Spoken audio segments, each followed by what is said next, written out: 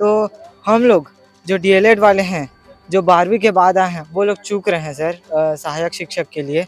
कई लोग अगर बैठे भी तो वो लोगों को इसी बेस में हटा दिया गया कि आपकी अभी उम्र सीमा नहीं हुई है।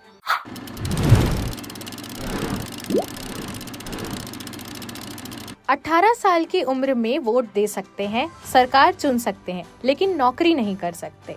ऐसा ही हाल है डीएलएड के छात्रों का। दरअसल सहायक शिक्षक भर्ती पात्रता को लेकर डीएलएड के छात्रों ने गुरुवार को शिक्षा मंत्री बृजमोहन अग्रवाल से मुलाकात की और अपनी मांगे उनके सामने रखी। बता दें कि बीजेपी के शासनकाल में सहायक शिक्षक भर्ती हेतु न्यूनतम आयु 18 वर्ष थी, जिसे पिछली सरकार द्वारा 21 वर्ष कर दिया गया, जिसके कारण हजारों छात्र पूर्ण शैक्षणिक योग्यता डीएलएड प्लस सीजीटीईटी, सीटीईटी रखते हुए भी केवल आयु के कारण अवसर से वंचित हो रहे हैं, जिसके चलते छात्र सहायक शिक्षक भर्ती प्रवेश परीक्षा हेतु न्यूनतम आयु 19 वर्ष करने की मांग कर रहे हैं। हम लोग आए हैं सहायक शिक्षक में, जो वर्ग 3 की होती है, उसकी न्यूनतम क्वालिफिकेशन है 12वीं पास प्लस 2 वर्ष का डिप्लोमा। तो हम लोग न्यूनतम वर्ष के लिए आए हैं। जो यहाँ पर 2023 में जो अभी वैकेंसी निकली थी और 2019 में, उसमें न्यूनतम आयु सीमा शिक्षक, व्याख्याता, सहायक शिक्षक सभी में 21 वर्ष है, जबकि सभी की क्वालिफिकेशन अलग अलग है। तो हम लोग जो डीएलएड वाले हैं, जो 12वीं के बाद आए हैं, वो लोग चूक रहे हैं सर सहायक शिक्षक के लिए।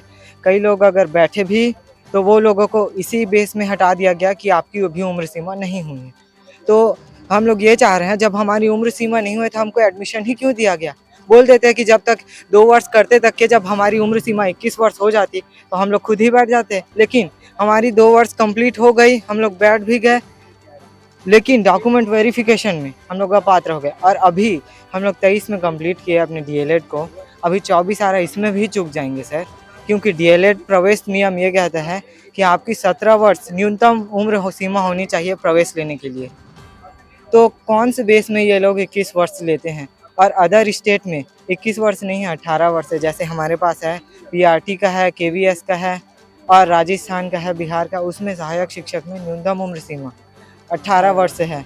तो हम लोग चाह रहे हैं कि जो सहायक शिक्षक है कम से कम उसके लिए तो 18 वर्ष से अधिक दिया जाए, 18 वर्ष दिया जाए मिनिमम।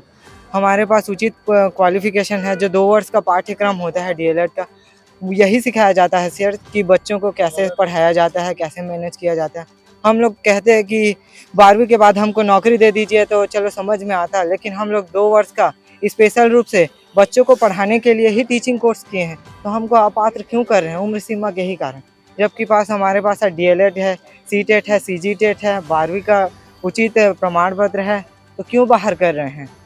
ऐसे हमारे जैसे हजारों अभ्यर्थी हैं सर जो इस चीज़ से, इस समस्या से जूझ रहे हैं। या तो डीएलएड को भी ग्रेजुएशन बेस का करें कि ग्रेजुएशन के बाद करिए। आखिर एक कमी का समस्या का निदान कैसे हो सकता है? इस कमी का समस्या का निदान यही हो सकता है कि जो पूर्व सरकार थी 2019 से पहले बीजेपी के गवर्नमेंट को 18 वर्ष ही रखी थी, तो हम लोगों को इस बार भी उम्मीद है, बीजेपी की शासनकाल है तो इस वर्ष भी रखे 18 वर्ष। इसलिए हम लोग आए थे सर मुलाकात करने के लिए कि हजारों छात्र इन सब समस्या से जूझ रहे हैं सर। और इससे भी बड़ी समस्या ये है कि ये लोग काउंट करते हैं 1 जनवरी से।